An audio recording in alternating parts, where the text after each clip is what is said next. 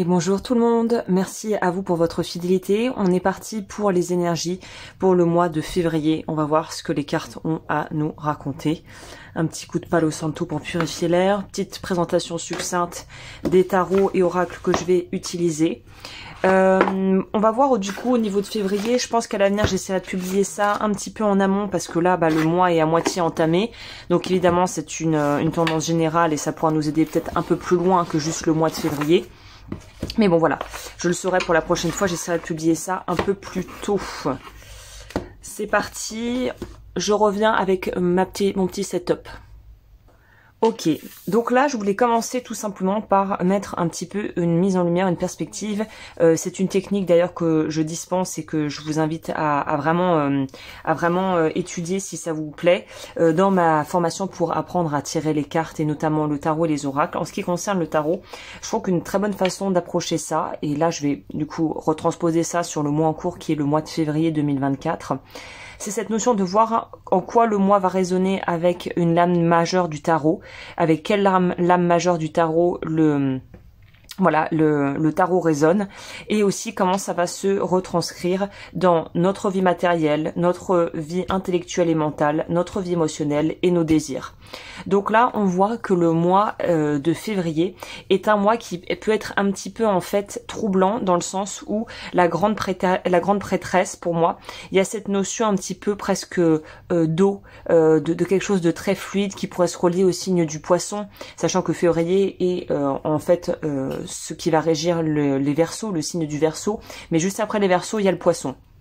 Donc pour moi, on est sur une notion ici de pouvoir être dans une besoin de plus de clarté ou envie de pouvoir créer quelque chose, mais il faut faire attention à pas en fait se trouver piégé dans l'illusion de quelque chose ou se trouver piégé dans le reflet de quelque chose que la vie nous renvoie, qui n'est peut-être pas ce qui se passe vraiment dans nos vies. C'est ça qu'on nous dit.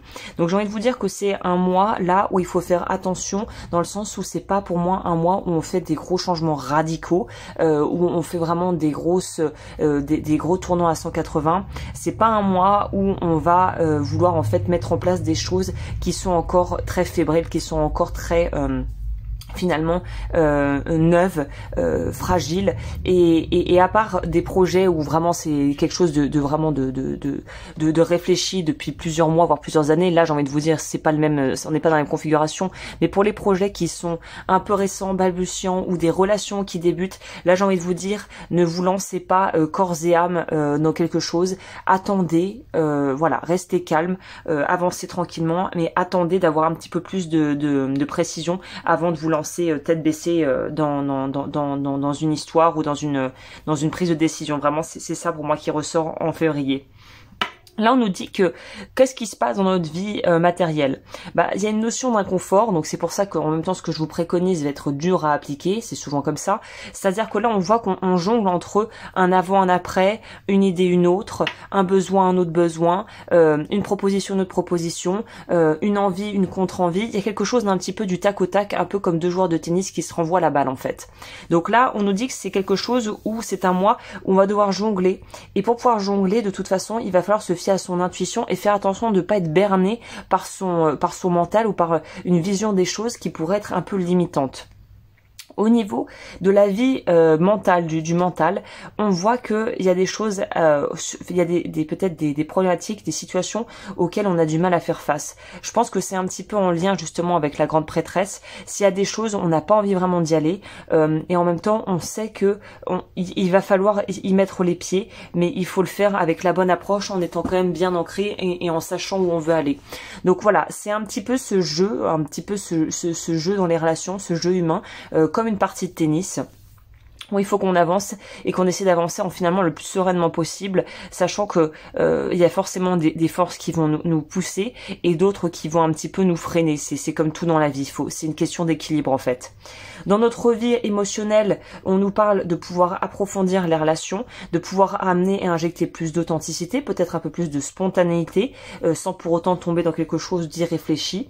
Donc il y a cette notion de vouloir être en lien, de contact, de liberté, de joie, d'une envie de fraîcheur qui vient un petit peu justement rehausser le ton avec des choses un peu plus matérielles, un peu plus concrètes, un peu plus lourdes en fait à gérer.